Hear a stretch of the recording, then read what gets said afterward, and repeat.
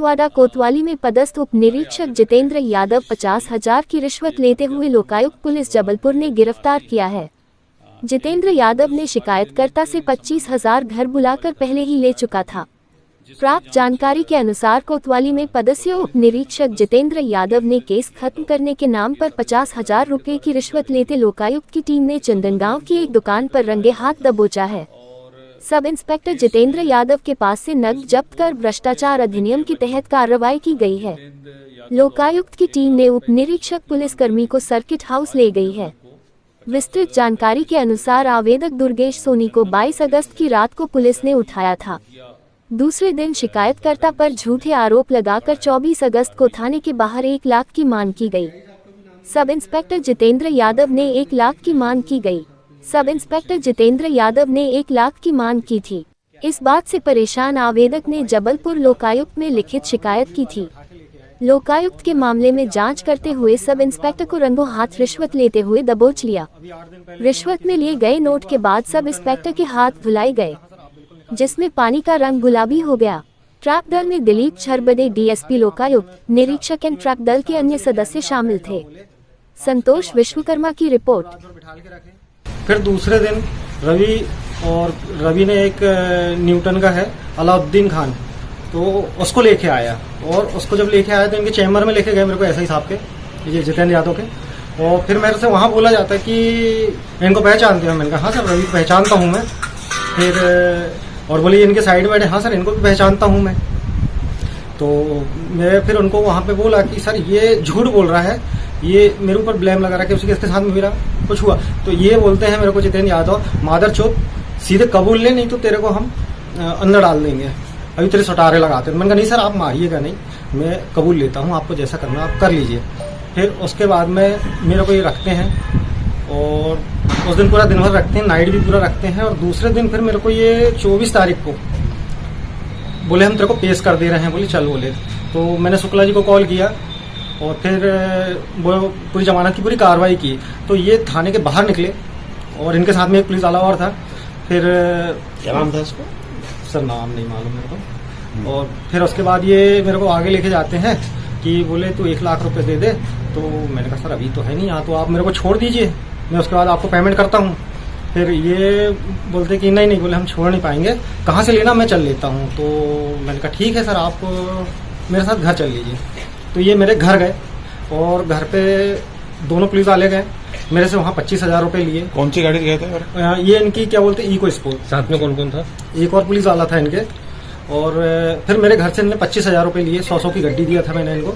तो ये बाहर आए, बोले नहीं गाड़ी में। फिर बोलते हैं कि ये इतने में नहीं होगा, तू 1 लाख रुपए पूरा कर, कहीं से भी बुलवा, किसी से बुलवा। मैंने कहा सर जेवर रख देता हूँ। तो बोले हम तेरे को छोड़ेंगे नहीं। फिर उसके बाद में ये मेरे को कोर्ट में नहीं लेके जाते हैं, ये रिटर्न मेरे को फिर थाने में ला लेते हैं। थाने में मेरे को बिठालते हैं, मेरे को वहाँ चमकाया जाता है कि हम तेरा सपोर्ट कर रहे हैं और तू ऐसा ये पैसे नहीं दे रहा है, तेरे को पेश नहीं करूंगा। तो उस दिन इन्होंने फिर मेरे को नाइट में रखे। फिर मेरे वकील आए, उन्होंने थोड़ा वहाँ पे 2 दिन इन लोग की बातचीत हुई। तो फिर ये उसके बाद में दूसरे दिन मेरे को संडे को 25 तारीख को फिर पेश करते हैं ये एसडीएम साहब के पास। तो फिर वहाँ से मेरी जमानत होती है। इस दौरान टीआई भी आया था कि तो नहीं आया? नहीं सर वो नहीं आया। थाने में था ना, नॉलेज में था सारी चीजें? जी बिल्कुल बिल्कुल नॉलेज में थी। हाँ। आज क्या हुआ सर? आज नहीं, मेरी इन लोग से क्या हुआ कि मैं जैसे बाहर निकला तो मैंने सर से मेरी कॉल पे बात हुई, लोकायुक्त को ऑनलाइन नंबर निकाला और फिर मैं कॉल पे इनसे बात की कि सर मेरे साथ ऐसा हो गया और मेरे से पैसे की डिमांड की जा रही है।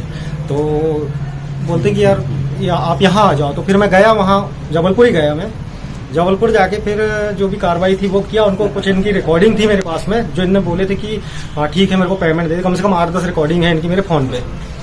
फिर वहाँ बताया मैं, तो फिर वहाँ से एक मेडिटर आया, उसने कैमरा लगाया। ये फिर मेरे को 27 तारीख को 4 फाटक के पास में ये और एक संदीप पुलिस वाला था, वो दोनों मेरी गाड़ी में आके बैठे।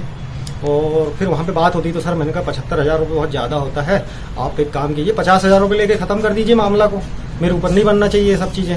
हाँ हम आपका सपोर्ट कर रहे हैं। बोले अब तो आपको ज़रूरत ही नहीं है। तो बोले ठीक है। तो बोले अभी कुछ अभी दे रहे हो? मैंने कहा नहीं सर अभी नहीं है, मैं अभी गमी से आया हूँ, आपको मैं कल कर दूंगा। तो अभी कुछ तो दे दो बोले। तो मैंने नहीं है सर 300 रुपये पड़े हैं जेब में।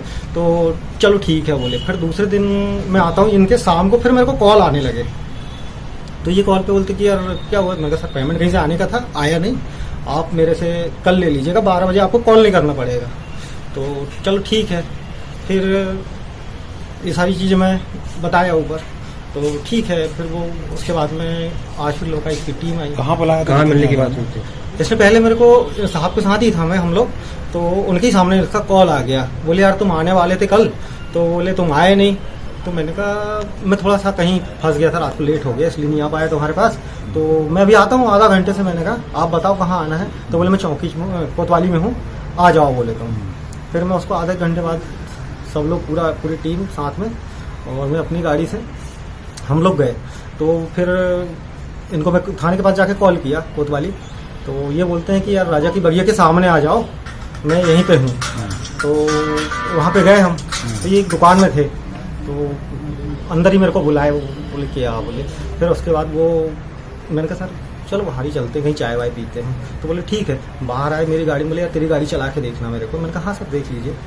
गाड़ी चलाए और टाटा एजेंसी के वहाँ तक गए, वहाँ से रिटर्न घूमे। फिर जैसे ही चंदनगांव घूमे तो मैंने कहा सर वो पेमेंट हाँ दे बोले। तो मैंने उनको 50,000 रुपये दिया। तो बोले पूरे हैं ना, बोले 50,000। मैंने कहा हाँ सर पूरे हैं। आपका नाम? मेरा दुर्गेश सोनी।